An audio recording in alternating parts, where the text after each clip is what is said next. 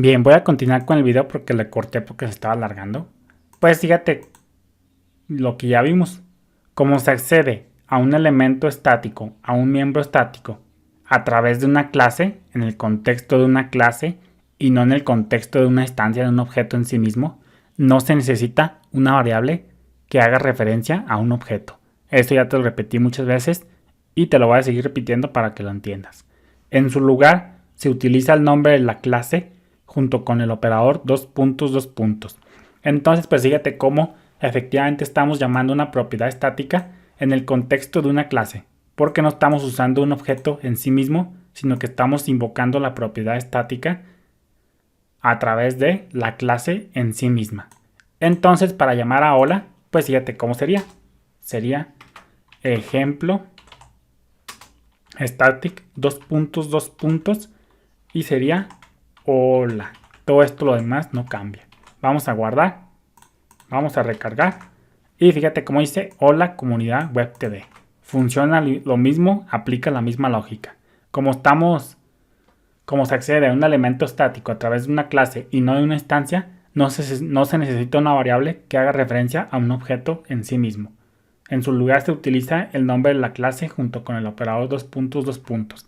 Entonces, pues fíjate cómo efectivamente estamos accediendo a hola en el contexto de una clase y no de una variable que apunte a un objeto. Estamos invocándola en el contexto de una clase. Por eso se dice que los métodos y propiedades estáticas se acceden a través en el contexto de una clase. Y ya lo estamos viendo aquí. Entonces, ahora que ya conocemos esto, antes de seguir continuando, vamos aquí ya a aclarar unos términos un poco más técnicos. Estos métodos, los miembros static, ya sea propiedades o métodos, se conocen como, aquí te lo voy a anotar, las propiedades y métodos estáticos se conocen como, ahora sí que como miembros, como propiedades, como miembros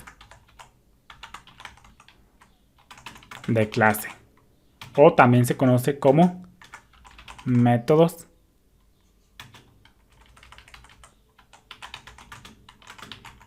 de clase. Y en el caso de las propiedades sería propiedades de clase.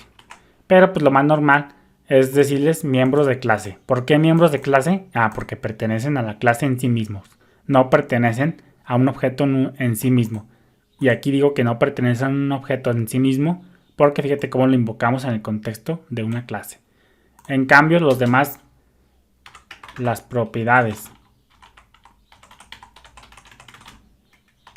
y métodos que se invocan en el contexto de un objeto, ¿cuáles son esos?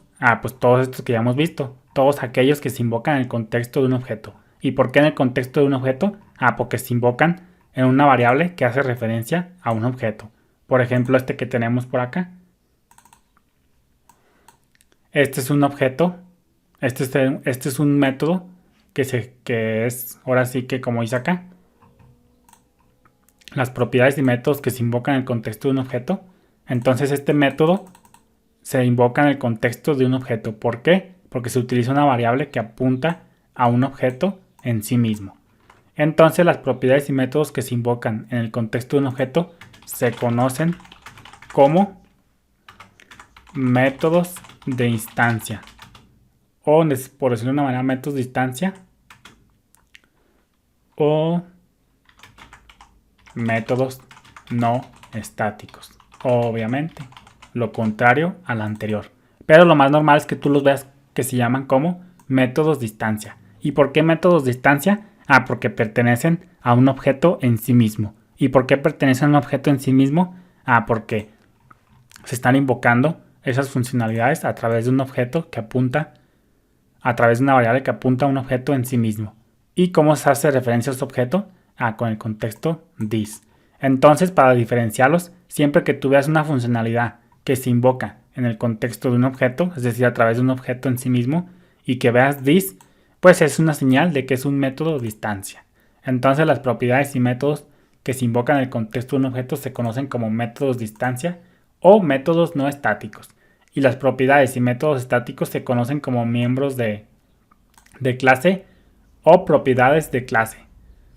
Métodos de clase, como estos, y en el caso de las propiedades, pues se llamarían propiedades de clase. ¿Y por qué se dice de clase?